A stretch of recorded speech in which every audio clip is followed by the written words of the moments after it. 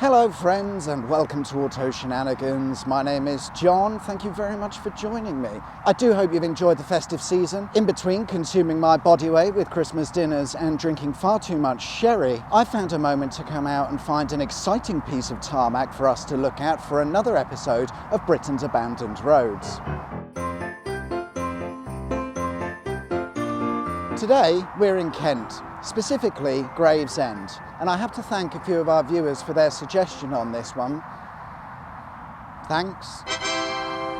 So as I say, we're in Gravesend, where we've come to look at the A2. It dates back to the Roman times and was always considered an important route linking London to Canterbury and then on to the three-channel docks known as Richborough, Dover and Limp? By the 17th century, the road was shagged and for the most part had fallen into a state of disrepair. And so it was decided to turn sections into turnpike roads in order to raise funds to fix things up a bit. One such section ran from Gravesend, where I am now, to Rochester. It was here at the junction of the toll gate and Rotham Road where there would have been a gate to collect the toll money. Nearby sits an abandoned structure, which used to be the site of the Toll Gate Inn.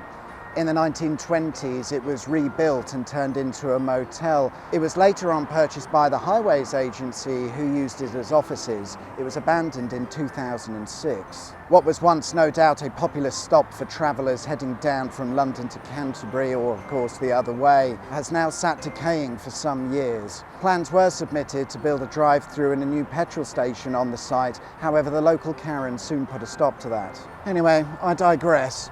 In the 1960s, various upgrades began to happen on the A2, turning it from a single carriageway into a full tri-lane dual carriageway. At the time, a stellar idea, and it worked really well, with the project being completed by the early 70s.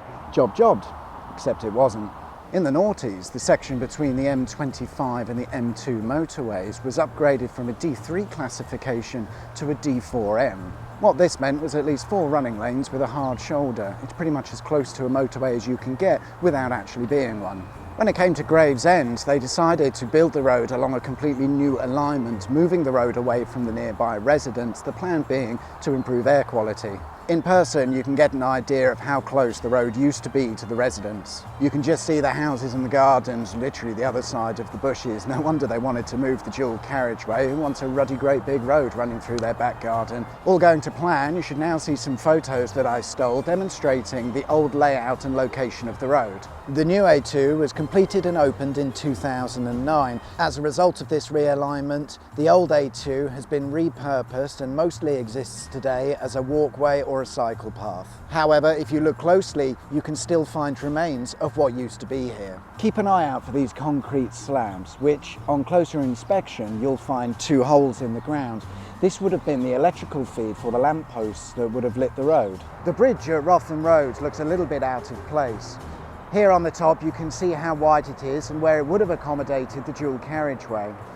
It's hard to imagine that before there would have been several lanes of busy traffic going about their day. However, today, it's nothing more than an access road. I hope you enjoyed our little adventure. If you did, you might be inclined to hit the subscribe button for more videos like this. And if you wouldn't mind hitting the like button for me, that would be absolutely fantastic. It really does help the channel out. And that just leaves me to say many thanks to you guys for watching. Enjoy the rest of your week. I shall see you guys next time for another exciting episode.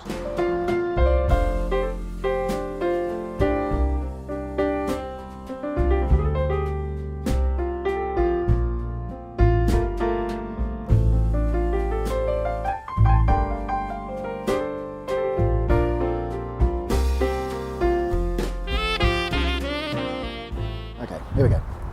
And then on to the three-channel docks, which today we know as the Highways Agency and used as offices. The bridge that crosses Rotham... Right, take again. Go again. You can see today how wide... The old road now sits abandoned in 2009.